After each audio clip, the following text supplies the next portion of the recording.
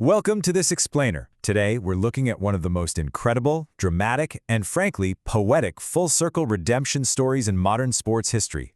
We're talking about the one and only Ipswich Town Football Club. Whether you're a die-hard football tactician or just fascinated by how organizations completely collapse and then rebuild themselves, well, you're going to want to take notes. Just listen to this absolutely brutal verdict from journalist Tony Stenson back in 1986. Quote, "Ipswich sold a team and built a stand. They didn't deserve to stay." Unquote. I mean, wow. It perfectly captures the historical irony of the club's darkest era. We're talking about European royalty who literally bankrupted their on-pitch talent just to pay for concrete and steel. And the consequence of that mismanagement? 22. Yep, 22 long, painful years. That's how much time this historic club spent exiled from the top flight of English football after going down in 2002. Imagine that. More than 2 decades of false dawns and frustration, just waiting for a savior. Okay, let's dive into this. Section 1. The 1980s Fall from Grace. Picture this. In 1981, under the legendary Bobby Robson, Ipswich actually won the UEFA Cup. They were absolute giants. But right, just a year later, Robson leaves for the England job. Fast forward to 1984, and they're panic selling their star players. By 1986, a mere 5 years after conquering Europe, they are relegated to the second division. So how does a collapse happen that fast? Well, the answer lies in the £1.3 million Pioneer Stand. The club decided to redevelop the West Stand, basically assuming they could just sell off a player or two for a couple million to fund the whole shebang. But then, the bottom of the transfer market completely fell out. Player prices absolutely plummeted. Suddenly, this shiny new stand became this massive financial anchor, dragging the entire club into debt. To balance the books and pay for an empty stand, manager Bobby Ferguson was forced to dismantle his legendary UEFA Cup winning squad.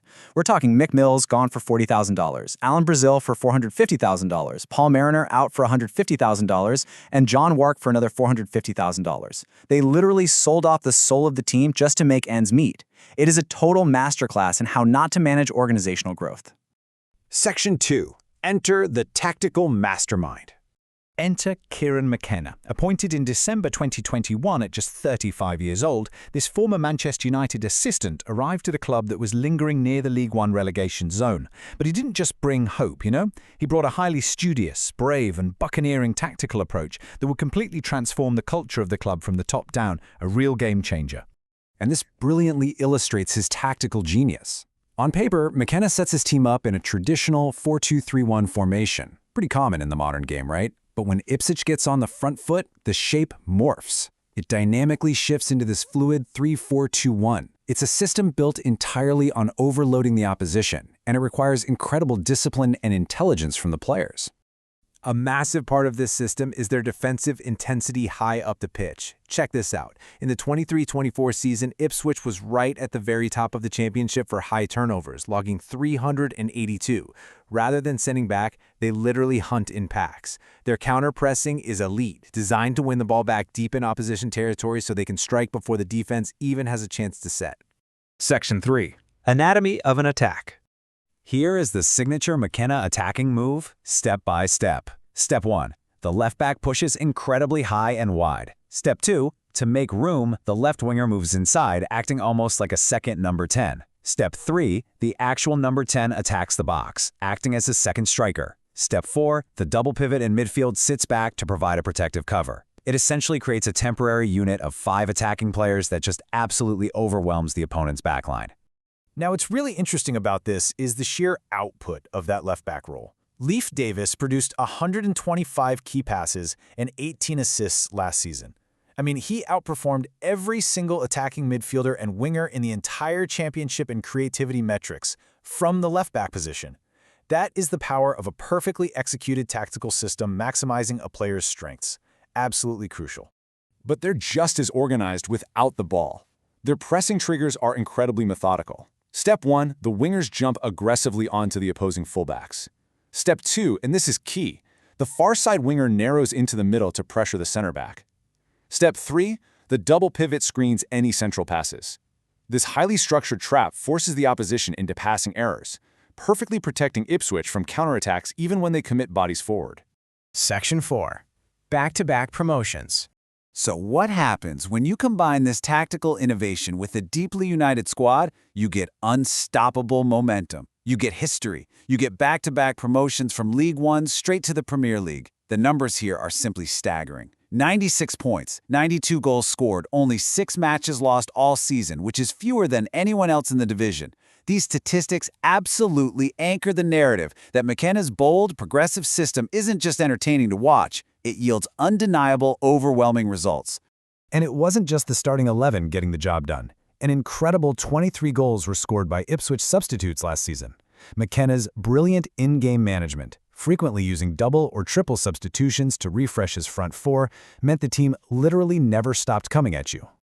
That depth led directly to this unbelievable stat: 26 goals scored from the 76th minute onwards. They were relentless. They never knew when they were beaten, constantly fighting back from behind late in games.